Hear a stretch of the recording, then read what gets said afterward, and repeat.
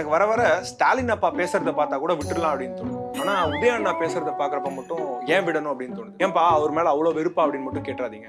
வெறுப்பு இல்ல, அவ்வளவுக்கும் காரணம் கருப்பு. சி, அவரோட பொறுப்பு. ஏன்னா அவர் வர வர ரொம்ப பொறுப்பு மாதிரி பொறுப்பா பேசுறாரு. ஒரு பக்கம் விளையாட்டு துறையை வச்சுக்கிட்டு விளையாடுறாரு, இன்னொரு பக்கம் திராவிடத்தை புடிச்சுக்கிட்டு டான்ஸ் ஆடுறாரு, இப்ப புதுசா தமிழை வேற புடிச்சுக்கிட்டு கொள்றாரு. சி, கொண்டாடுறாரு. அப்படி என்ன கொண்டாடுறாரு நீங்களே பாருங்களேன்.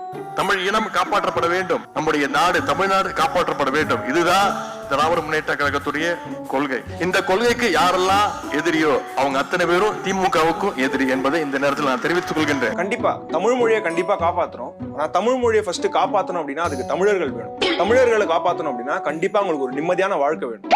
அவங்களுக்கு ஒரு நிம்மதியான வாழ்க்கை வேணும்னா கண்டிப்பா ஒரு நல்ல அரசாங்கம் வேணும். நல்ல அரசாங்கம் தமிழகத்துக்கு வேணும் அப்படின்னா அதுக்கு கண்டிப்பா திமுக வேணுமா வேணுமா வேணுமா வேண்டவே வேண்டாம்.